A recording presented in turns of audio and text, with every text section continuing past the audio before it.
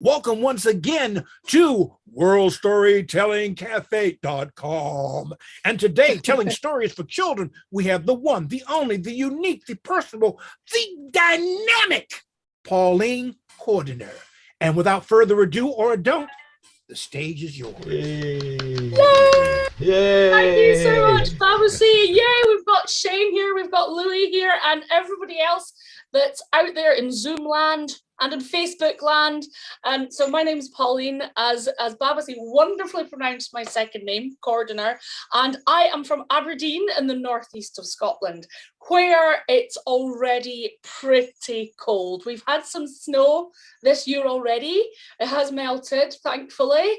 I do like Christmas snow, but November snow is a bit early for me. So I thought I would do some wintry festive tales, and I've got my wee pal here who might be familiar to some of you. I don't know. Fizzy. It's there. Hello, Auntie. Oh my goodness. Why are there two Santas on the screen? Well, that's not Santa. Well, you know what? It's funny you should say that. But that's Babasi and that's Shane. Louis doesn't have a beard yet, but one day, Louis, you might. You might do. Are we going to tell some stories? Well, yeah, I thought I would start off. You see, I was just saying, just before you guys joined us, that I have been learning about Aberdeen's patron saint, which is Saint Nicholas, because we're right on the coast and we've got a huge connection with the sea. And because he's the patron saint of sailors, he was our patron saint. And I have been learning all about him because, of course, not only is he the patron saint of sailors and children, but he's also known as, in the Western world, Santa Claus. And in England, you call him Father Christmas, don't you? But if you're Aberdonian, you pronounce it Sunty. That's just the way it's pronounced, isn't it? Sunty, aye. So I thought I would start off with a story about him. Oh, it's not the horrible one, is it? No, I'm not going to do the horrible story. No, are you going to sit down and listen? Yes. Well, Saint Nicholas, what can we say about him? Also the patron saint of many towns and cities in Russia and the east and the north of Europe. And it's a story that I've heard that's become one of my favourite stories for this time of year. You see, it was the night before St. Nicholas's festival. It was the 4th of December, because in, of course, that part of Europe, and maybe some of you are watching from Europe, where Christmas is kind of celebrated on the 5th. That's when the present giving happens anyway. And it was the evening before. Now, this was a town which had St. Nicholas as its patron saint, and it was on a hill. Right at the top of the hill, right in the centre of the town, was their church, their kirk, as we would say in Scotland.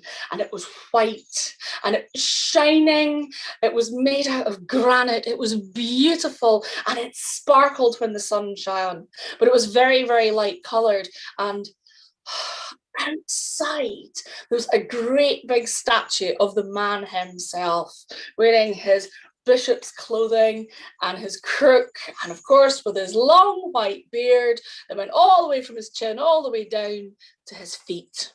Now, the people in this town on St. Nicholas's Day, they would go to the church, and after the service, where of course, now the rich people would always make their way right to the front. That's where the seats were reserved for them. And the poor people, the people who didn't have 2 pennies to rub together, they were huddled in the cold, standing at the back, listening to the service. And if it was a particularly busy day, maybe they would have to be outside in the graveyard, straining to listen, but all together and all happy. Now, it so happened that the richer you were in this town, the higher up the hill you lived. You lived all the way around the church with all the shops and businesses around you. And because this story is set in the once upon a time long, long ago, well, there wasn't a sewage system, to be incredibly impolite about the whole thing. And all the dirt and all the slurry In Scotland, we used to say, "Gardez-le," and you would throw your bucket of waste out the window.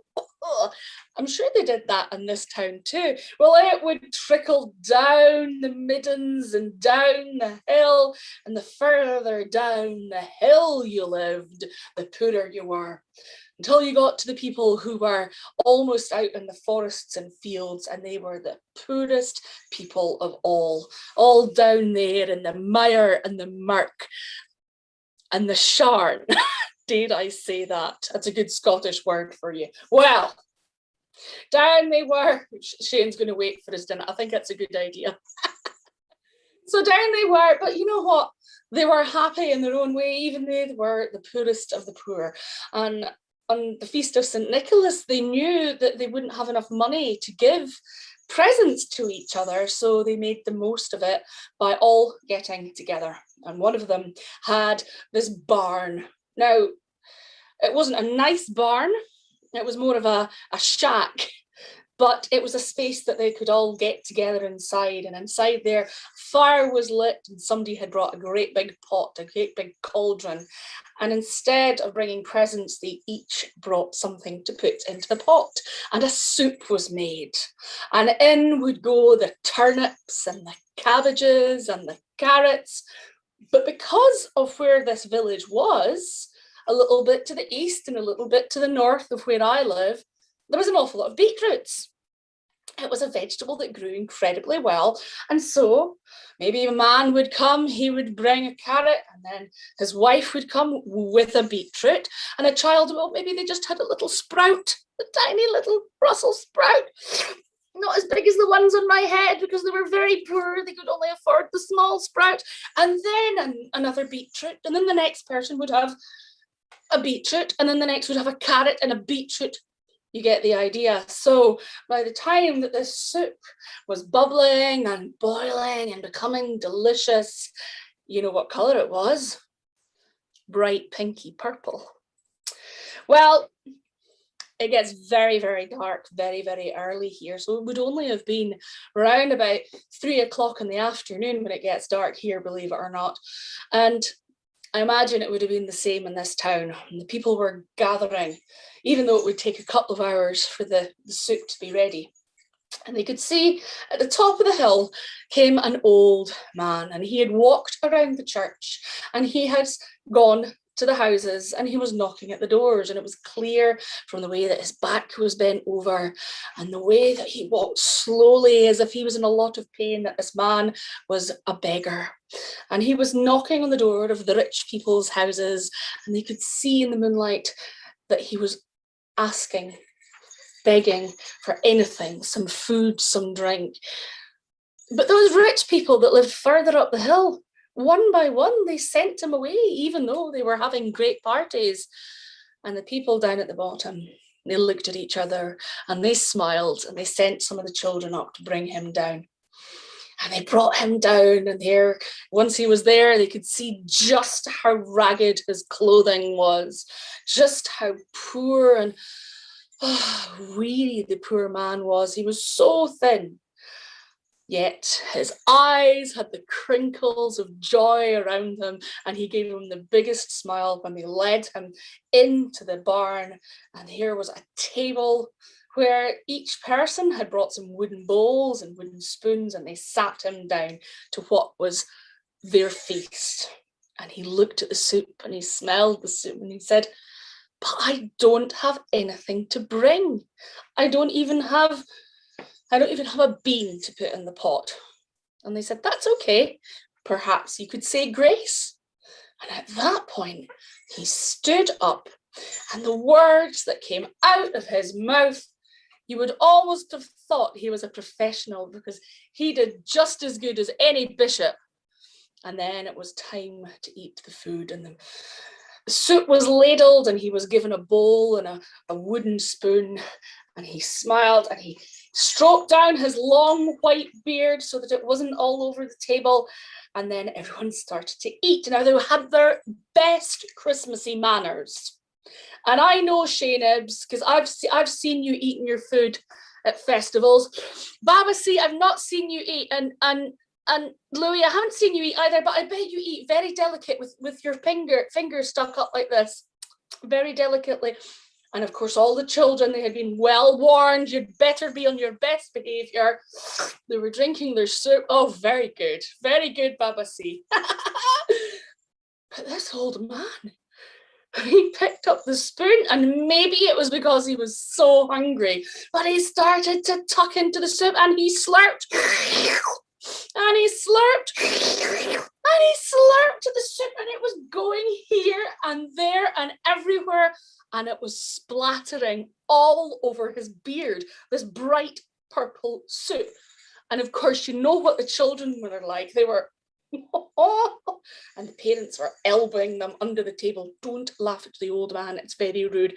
But it was so funny because he had this beautiful white beard, and he looked up and he smiled and he said, "It's so good to see you all having so much fun together. It fair warms my heart."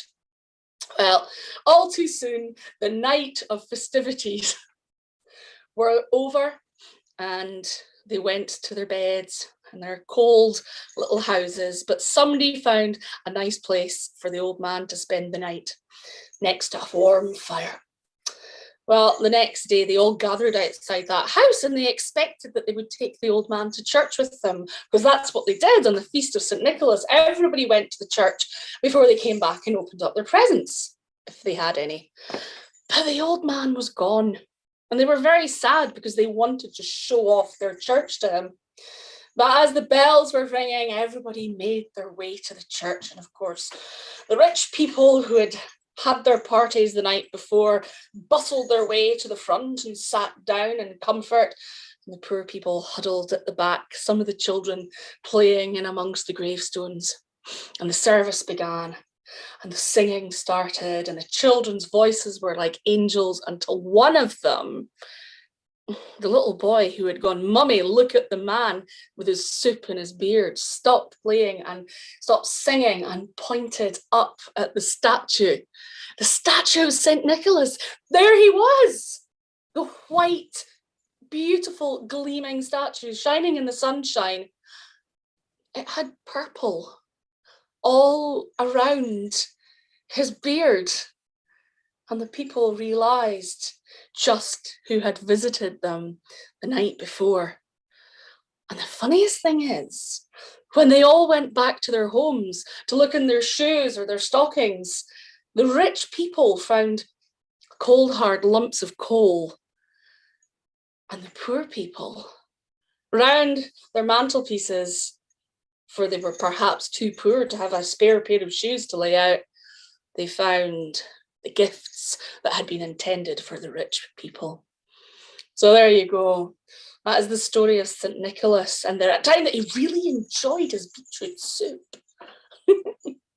Now, I'm torn on what story to do next. But first, let us tell you how awesome that story was. Did you like it? Yes. And unfortunately, I'm in my office and some administrative things came up, and I'm listening to the story and trying to say, no, I'm on the air. It's fascinating. I loved it. Well, the funny thing is, I read a story. There is another story about St. Nicholas and the beetroot soup.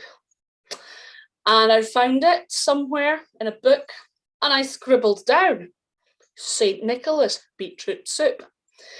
And come the next November, December, could I find that story anywhere? No, I could not. So I had to make up my own. And that is the way of stories. Every story is a seed for the next. Yes.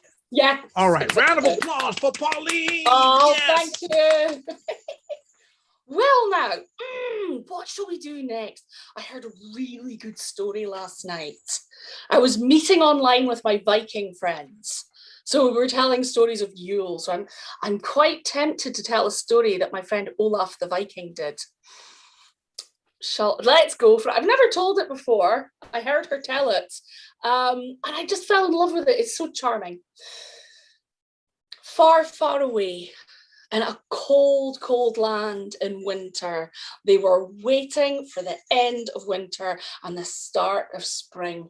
You know, that magical time when you just see the tiny little heads of the snowdrops poking up through the snow, and then they're replaced by the crocuses, and then by the daffodils, and then finally, by the time my favourite, the tulips, come, then you know that it's truly spring. And, you know, in Aberdeen, it might get above zero.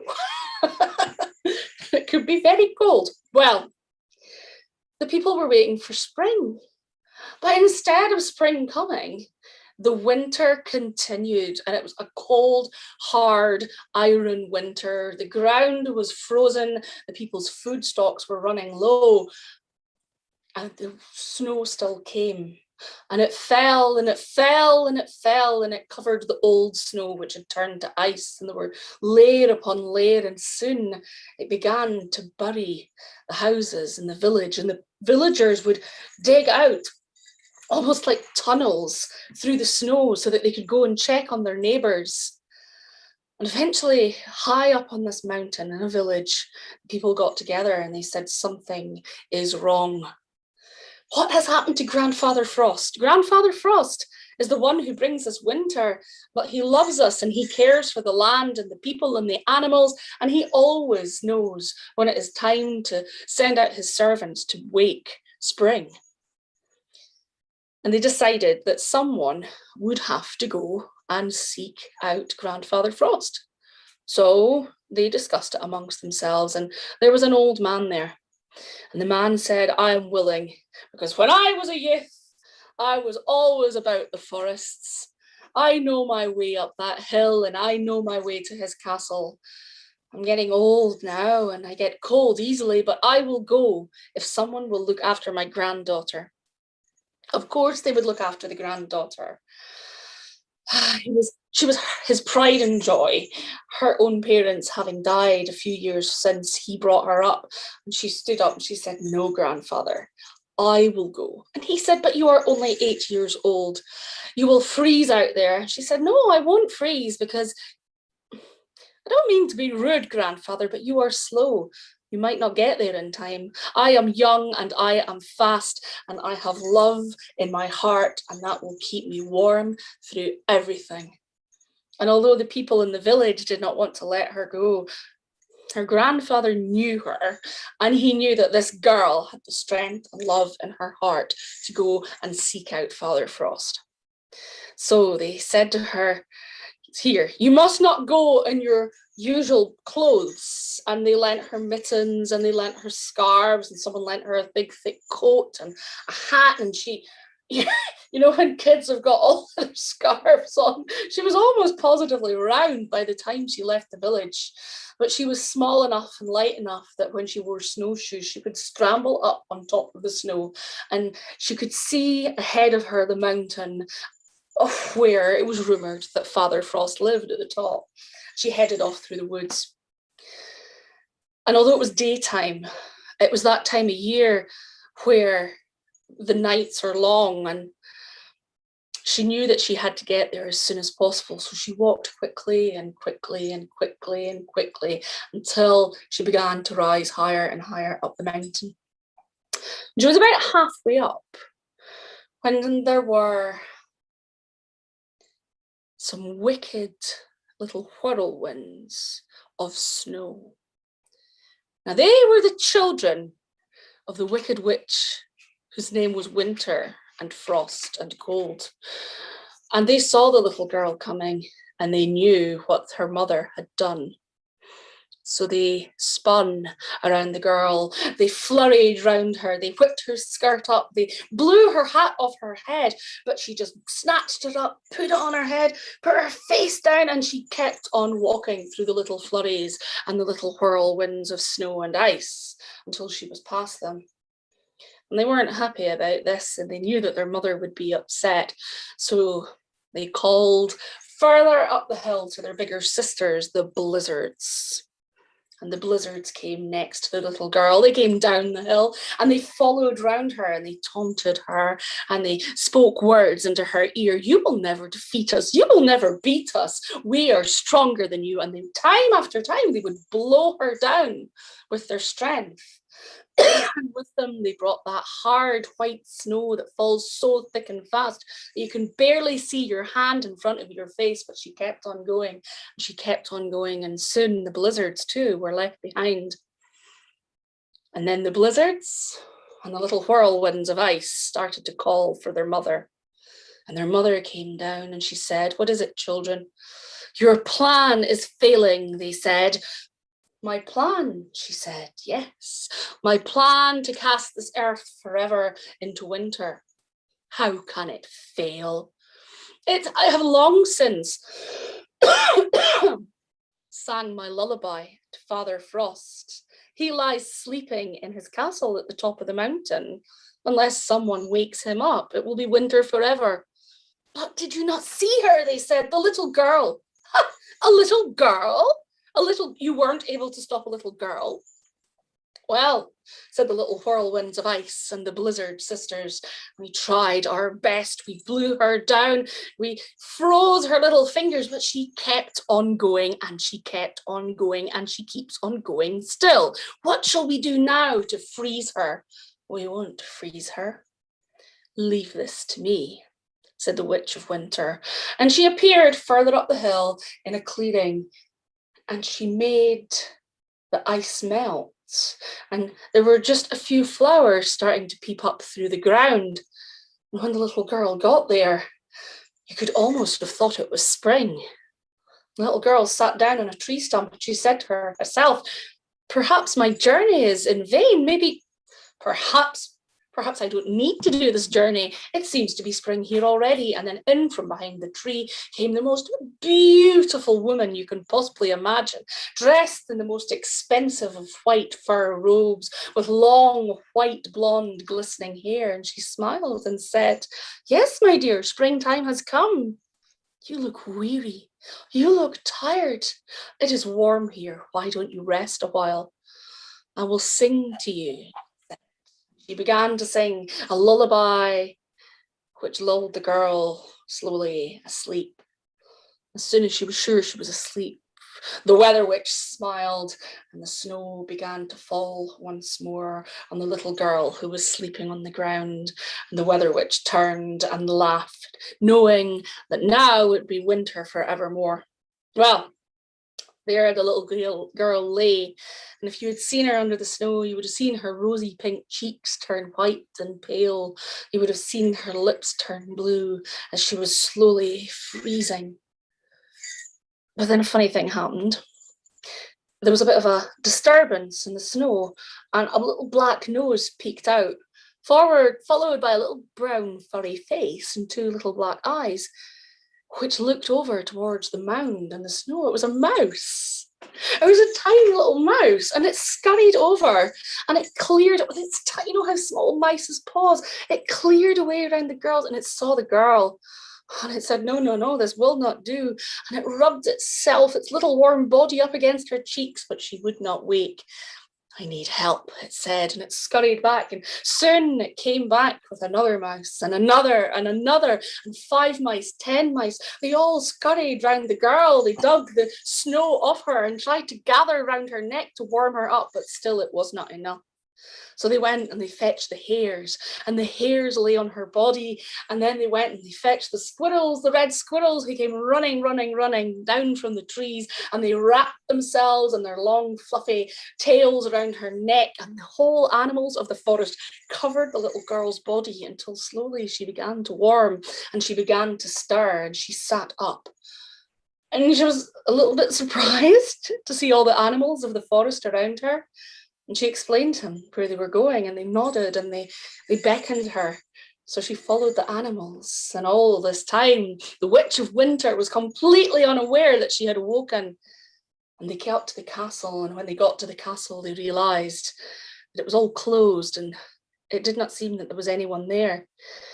But little mice. You know how they can squeeze through the smallest of spaces? In no time, they had gone in and they had managed to open up the locks, and they opened the door, and the little girl walked into the castle, where they found Father Frost sleeping on his crown, on his throne.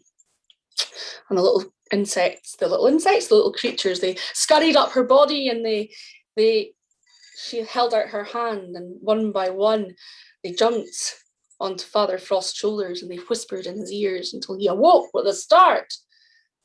And he said, "But surely it is not still winter." And the little girl explained everything. "This will be the witch of winter. Long have I feared this," he said. And he called for his servants, and he called for his assistants, and he called for his helpers and friends, who went out, and they caught that wicked witch, and she was imprisoned deep, deep within his castle, so that when winter comes now, we know that it is kind Father Frost who will take the winter away in time for spring. The little girl made her way back down to the village with all the animals of the forest, and by the time she got there, the snow was already slowly melting, and the rivers were rushing with the cold, clear water, and the people were there waiting for her, and they started to pick the flowers for her, and that was how she got her name, Snowdrop, for they were the first flowers to appear. So there you go. I heard that last night. I hope I did it justice. I just fell in love with the little mice. Squirrels to the rescue. Your story was a flurry of activities, and it was it was awesome. But then I admit to being a bit prejudiced because I love your storytelling. Thank you. No, thank you. I had to tell it, and I messaged her going, you did well. Go and give me the bullet points again. so hopefully I did it. Hopefully I did it justice. Now, yes. Now. Oh, what will I do yet? Because I'm trying to think of stories that. I ended up doing. I said that I ended up doing Vikings, didn't I? I went to a school to tell them about Boulder, and it was all about the Viking connection with mistletoe and why we have mistletoe at Christmas.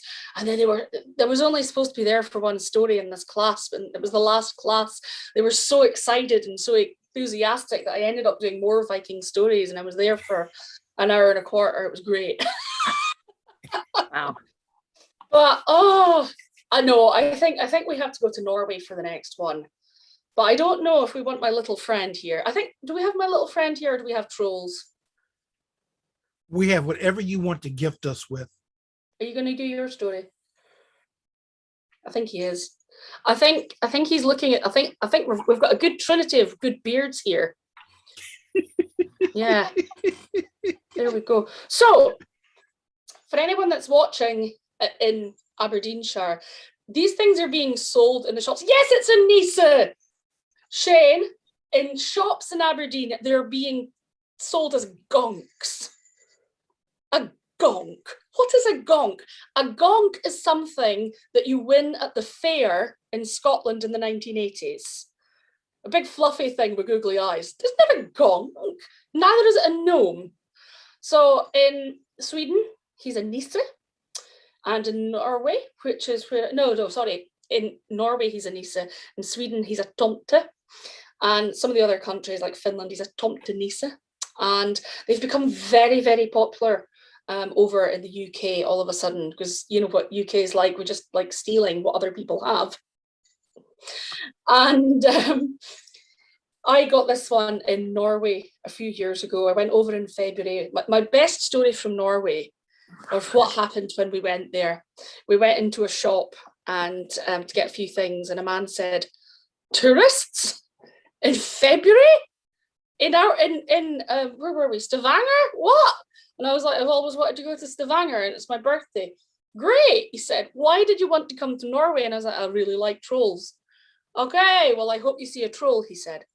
And then a week later, we came back. It was our last day, and we went back in. It was the same guy.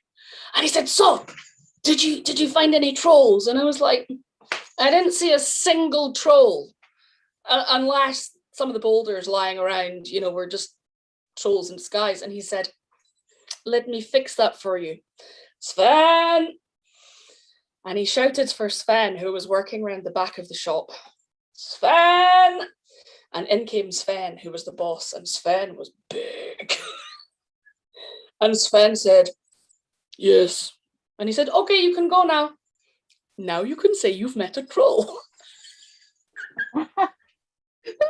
Poor Sven. It did amuse me. Anyway, that's where I got my little friend from. Now, when I tell this story, I do use a Christmas pudding instead of the traditional porridge, which the Tomta likes to eat. That is just for the Scottish children so that they understand. And I also change the celebration to Christmas Day, also for the Scottish children. So those of you that are listening, sorry for messing around with your dates and your traditions. It's just so the Scottish children can understand. And I just know that if I try to do it the proper way, I'll slip up. So once upon a time in Norway, there was a farm. Now, this farm was like many farms across the world. There was a farmer, a farmer's wife, the farmer's children, and they had all sorts of animals. They had chickens, they had goats, they had a cow, they had sheep, and it was looked after very well, this farm, because in Norway and Sweden, the tomta or the nisse provide the same they do the same kind of thing as the Scottish brownies. So they're little fairies who live in the houses.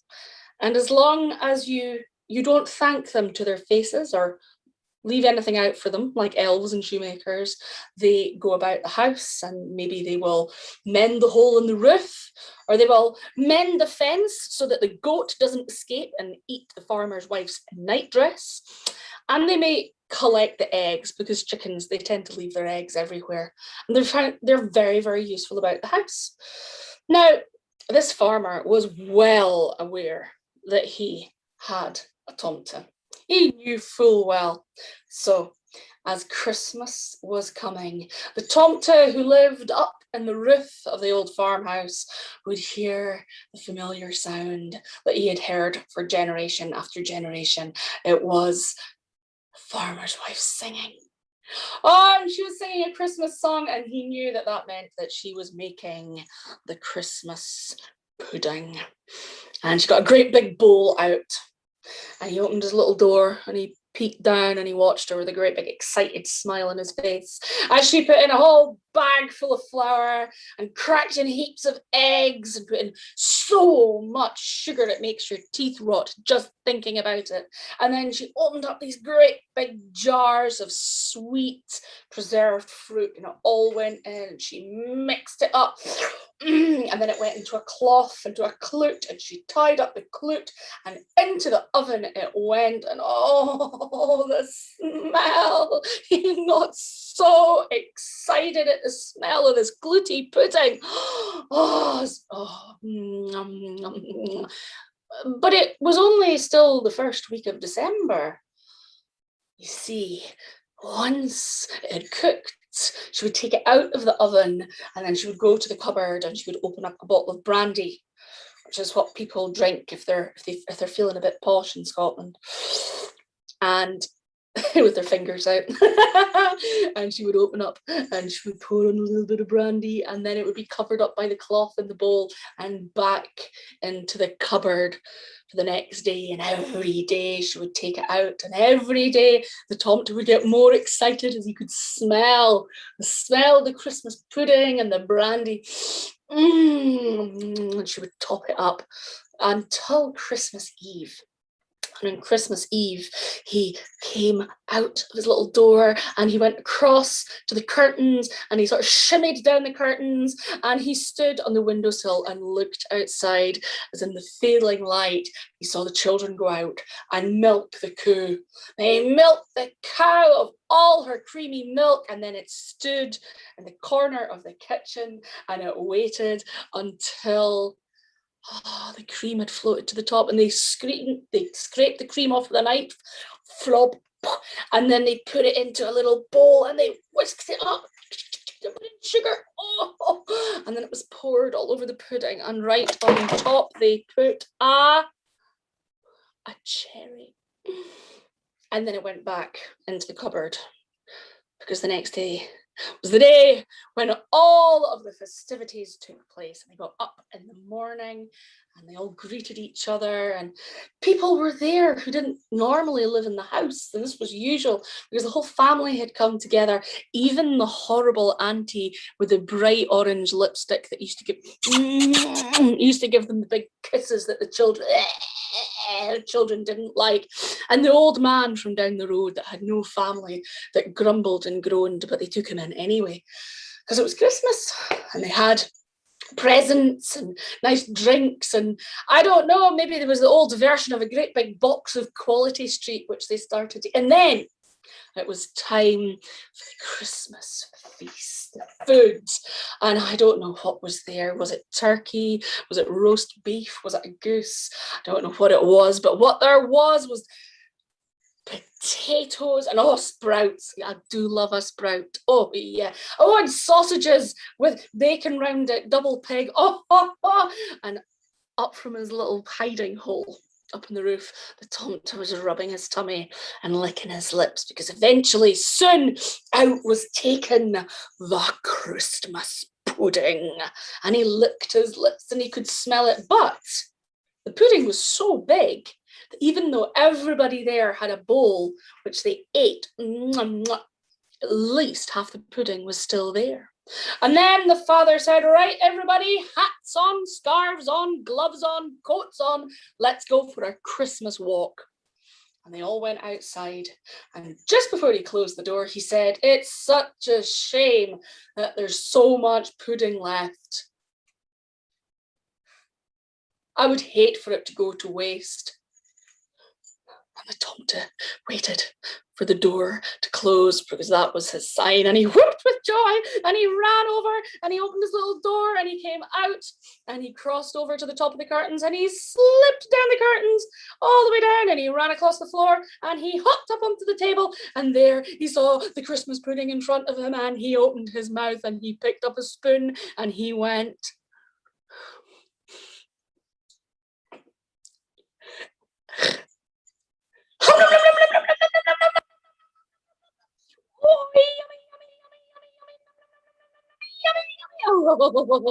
yum, yum, yum, yum, yum.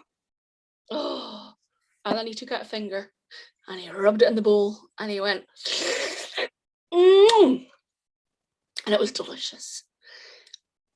But the tomta was considerably bigger by this point, and he kind of waddled along to the edge of the table, and he hopped off the table with a plump, and he kind of waddled along the floor, and he had to climb the curtains to get back up to his room, which took some time, actually.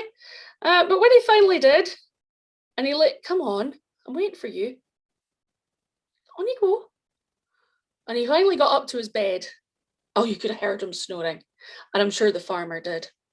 And that's what happened every year. Well, one year, the farmer was sat with his wife and they made the decision, this is the last Christmas in this house. The children were all grown, they'd all moved off to the big town, and he was going to have to sell the farm. Sell the farm he did. Well, the farm was sold to a new farmer who came in August and was told the running of the place, and it was told, now, here's the surprise for you. We have a tomta. A tomta. Come on, I don't believe in fairies. Oh, but you must. And you know what you must do? You must feed him Christmas pudding. And the farmer told him everything what to do, because otherwise, you think that tomta was going to milk the cow or chase that goat and stop him from eating the farmer's wifey's nightie? Well, Christmas came and the tomta was up and he was waiting. And he was waiting. Day after day he waited, but he could not. What are you doing? You're waiting, okay. He waited and waited until he gave up waiting, because Christmas Day had come. And the family got up and they watched, I think they were watching Back to the Future on the telly, or some Sound of Music. It's the Sound of Music. They were all watching the Sound of Music on the telly. And they had a great big box of Ferrero Rocher, and they're all eating that. And then Christmas dinner came, and they ate that, and then he was, maybe I've missed it, maybe they've ordered one in. This is great. Well, can you imagine the horror on his face when he found out that it was a Wall's Viennetta? I don't know if you have Wall's Viennetta in America, but when I was a kid, it was what all the kids had for Christmas, except for my parents, who insisted on being traditional. And I had one when I was an adult. And sorry, Walls, you're not going to sponsor me now, but you know, I really wasn't that taken by a Wall's Viennetta. And neither was the Tomta. And that evening, when he found it, they didn't even go for a walk and leave him a spoonful of ice cream. He shuffled off to his bed in a huff. Is that you being in a huff? Yeah. And off he went. And well, do you think that he did any work around the farm? No. The cows didn't get milk. The chicken eggs, nobody could find them anywhere. The goats, well, soon it had butted its way through that fence, and without the Tomta there to mend it, it ate the farmer's wife's nightie. And there was a hole in the thatching in the roof, and by the time it was November the next year, the whole place had gone to rack and ruin, and along came the old farmer who had decided to come back and see how his farm was getting on. And as he came up in his old horse and cart, he looked and he just shook his head in disbelief. What had happened to the place? Even the crops weren't thriving in the fields. He knocked on the door, and the young farmer came to the door, and his face was long and thin and drawn. And the old farmer said to him, "What happened?" "I don't know. There's been bad luck ever since Christmas."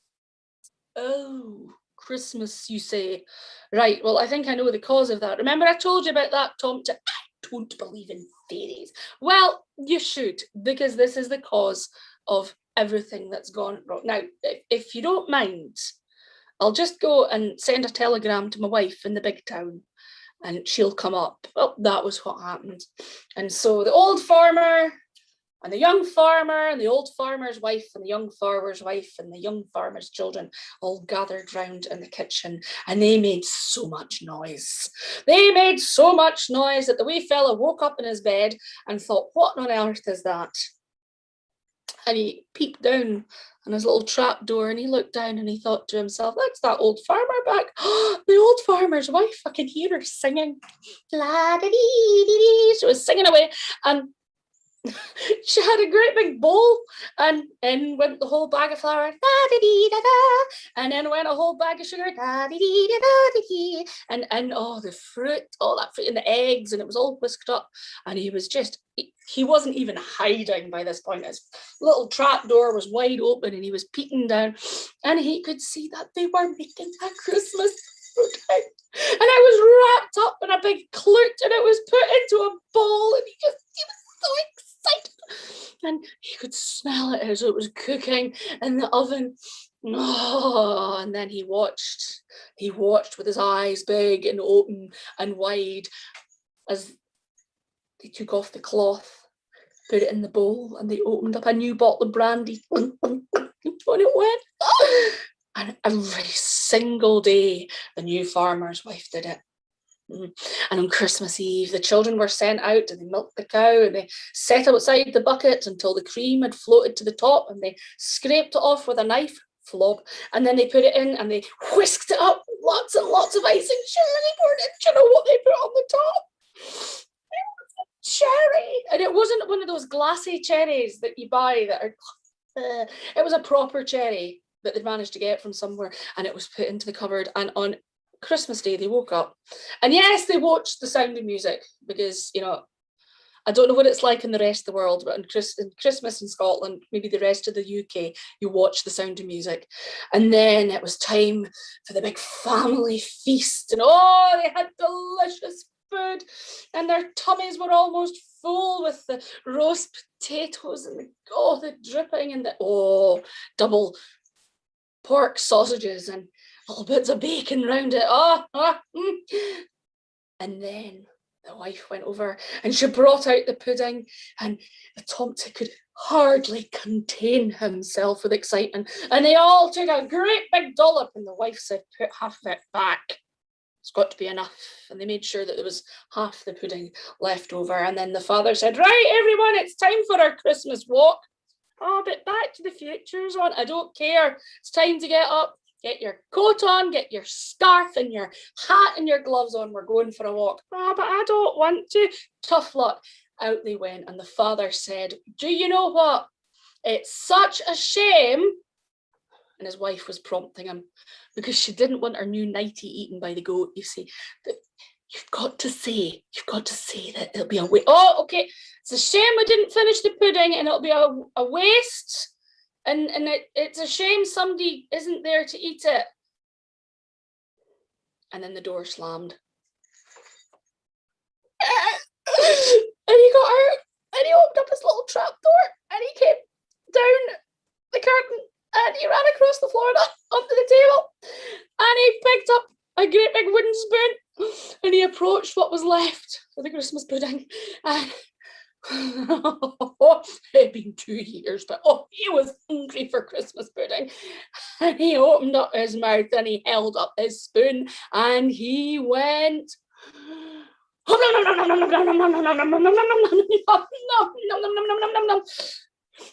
And you know when you can just fit in an extra little bit more. Oh, it's almost finished. Oh, nom. Oh. His finger and oh,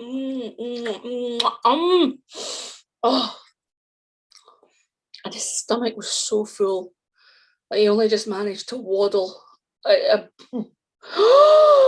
Louis has a friend for you.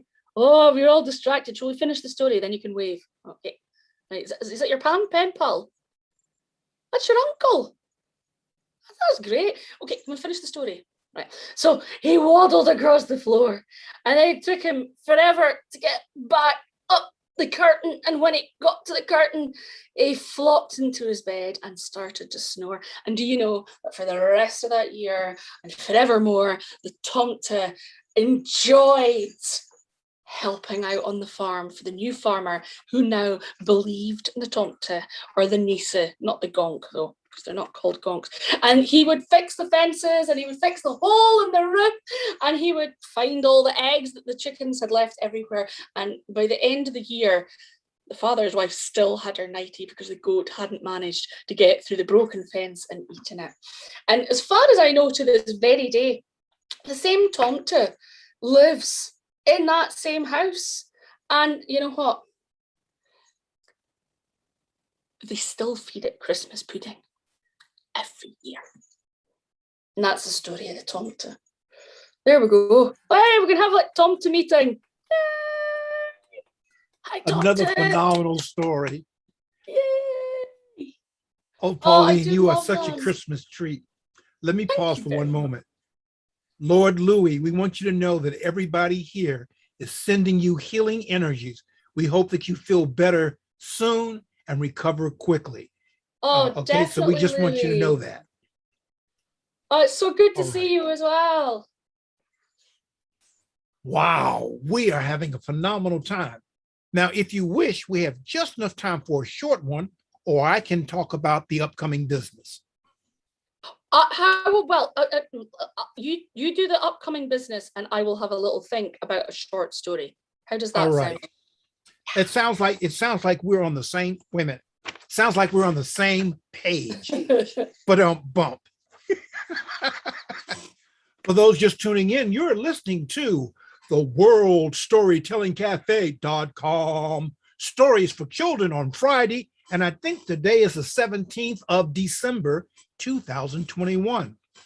And for all of you listening in on Facebook and other social medias, welcome, welcome, welcome. We are glad that you are with us. Upcoming things. Okay, here we go. Tomorrow is Saturday 18th. All times are British times. And tomorrow at 6 p.m. British time, we have Rona Babor's Christmas special. On Sunday the 19th at 6 p.m. British time, we have Worldwide Story Round. It's sort of an open mic for storytellers, and everyone is welcome. And on Tuesday, perhaps the biggest, bestest, greatest thing of all, we have young international tellers, 18 and under. So you're more, now those of us who are more seasoned are welcome to listen and comment when asked. But it is the Young International Tellers Day, and we're doing it at 4:30 p.m. British time to move it up a little bit, because in some parts of the world, the youngsters that tune into us are staying up till 10 and 11 o'clock at night, and they have to be up the following morning for school. So we are moving it up just a little bit. So that takes us up to the 21st, and we invite you to attend, to participate, and to support the channel. We're just so glad.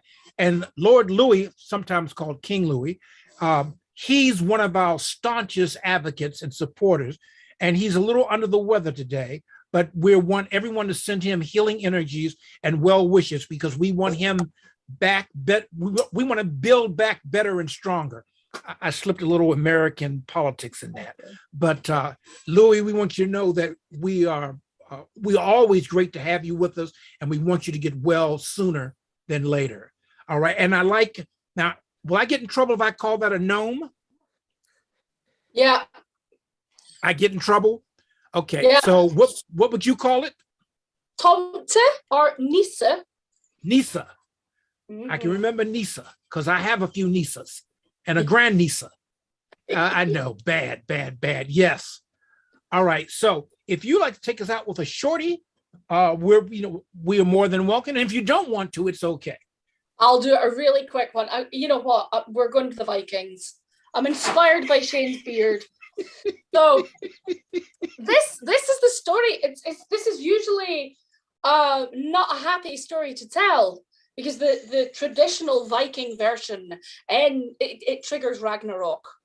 But there is a Germanic version which the Victorians messed around with to make it happy and jolly. Yay! So there's a little bit of death and a little bit of danger, but it does all end up good in the end. Now, you got the Viking gods, and if you ask most children, they will know of Thor, he, the lightning god with his hammer Mjolnir.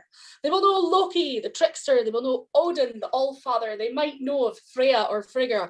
Generally, they know this because of a certain amount of films that have been made in the last few years.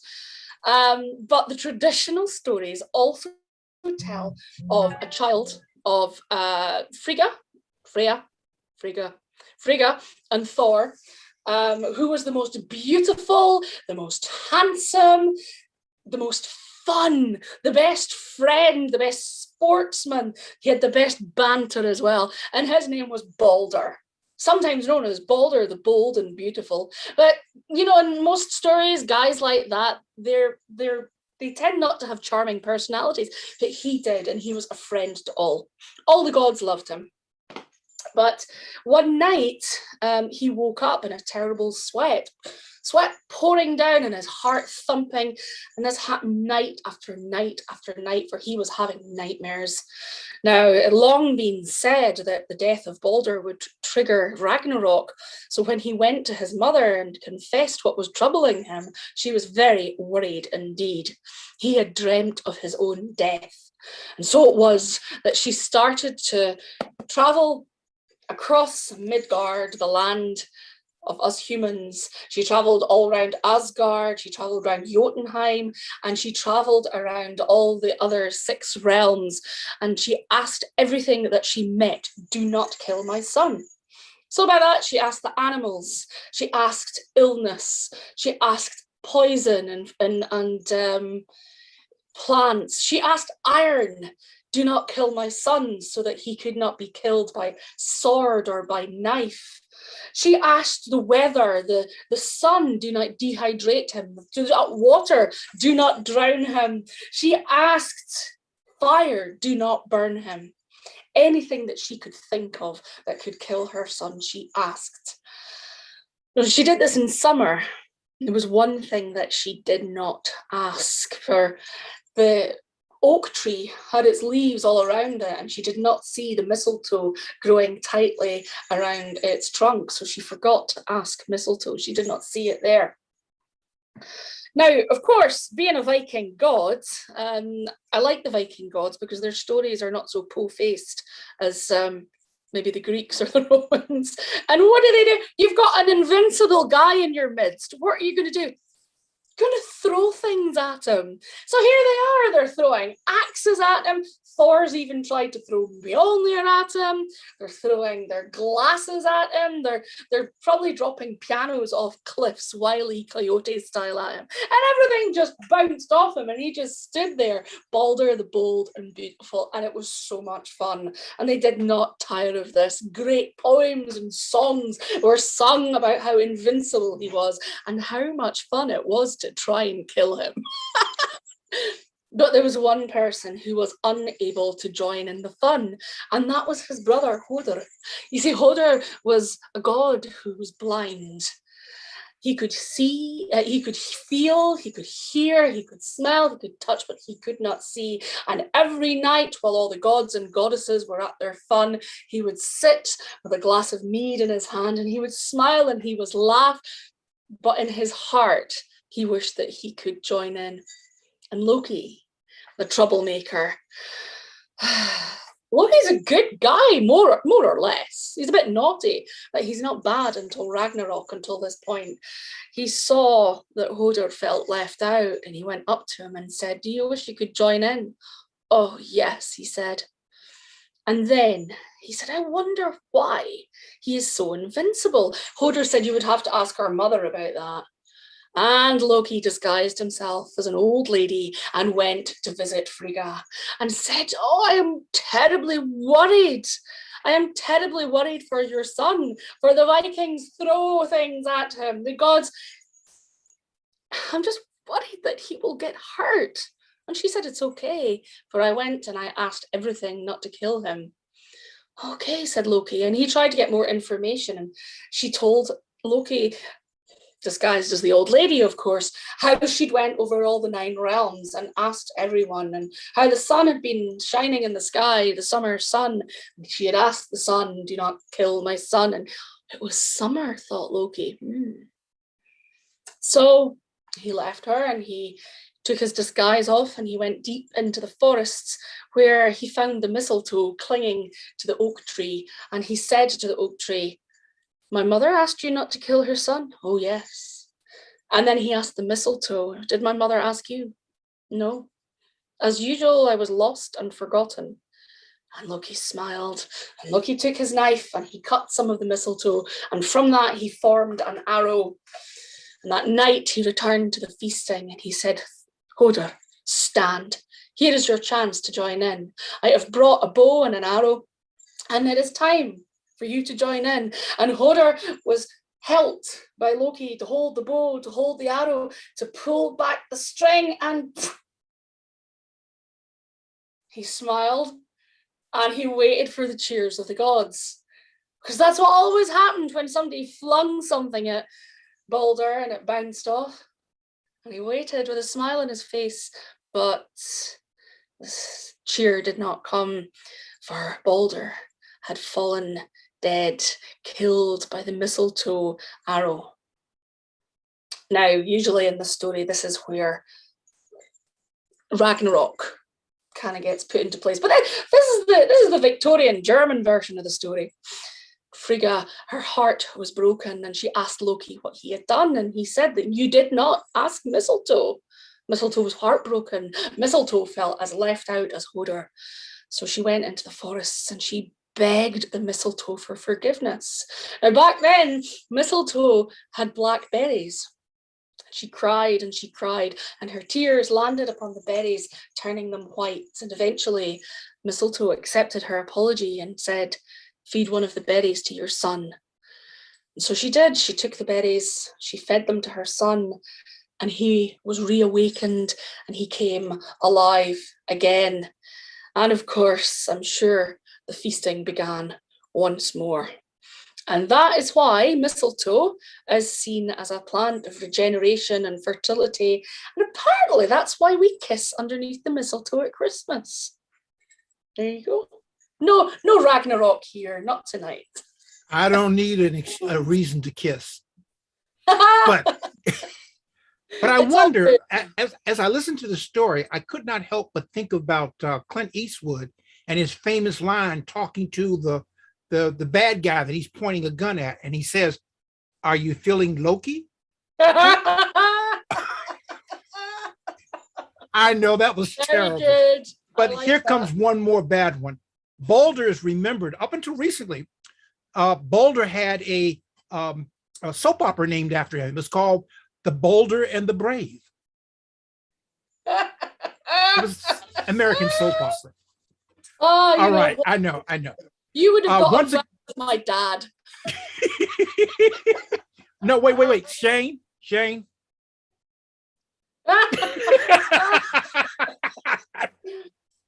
Oh, I know my American pop culture. I know about it. I know about the Boulder and the Beautiful. It was actually called The Boulder and the Beautiful, but that's all right. First of all, one more round of applause for Pauline Cordiner. Thanks so much, everyone. Thanks for having me and being a wonderful audience. We're so glad great. you're here. That was great. And once again, we're sending healing energy to Louie, because Louie, we all love you. We Get want well you to get soon, better. Louie. soon. Yeah, get well soon, Louis. And so just once again, today is the 17th. Today's the 17th. So tomorrow at all times of British times, tomorrow at 6 p.m. British time, we have Rona Babor's Christmas special. Sunday at 6 p.m. British time, Worldwide Story Round, which is like open mic for storytellers. And young and old, young at heart, we encourage people from all around the world to join us. And Shane, you've done that with us a few times, haven't you? Yeah. Yes. It would be a shame if you I've didn't. been too busy recently to come. Too Well, tired. that's a good reason. Yeah. Well, that's a good thing. Yeah. You know, right. And so then on Tuesday, once again, I think just about all of our favorite time is when we have young international tellers from around the globe, and we meet at 4:30 British time, which on my side of the world is around 12:30, about noon. So we invite everybody to join us again. And wherever you see John Rowe or Father Christmas, tell them that everyone says hello from the Worldwide Storytelling Cafe.com. And so until the next time we all get together, everyone enjoy your holiday, happy Kwanzaa, and may 2022 bring all of you and yours all that you need, if not all that you want. My name is Baba C, sitting in for John Rowe. Thank you, everyone. And sorry I couldn't reply on the chat. I'm so slow, but I saw all your messages. And No, you were doing what you were supposed to do, which is tell the stories. Yeah. So that was great. All right, everybody. Until next time, everyone. enjoy your evening. Thanks very Take much. care. Lovely, Pauline. Thank you. Everyone thank Ali, even though I don't see him right now. Everyone Thank say hello Ali. to Ali. Thank you, Ali. All right. Everybody take care. Thank Cheers, you. everyone. Cheers, Bye. See you, Louis. Bye. Bye-bye. Bye, Shane. Until the next Bye, time, Dr. feel better, Steve. Louie.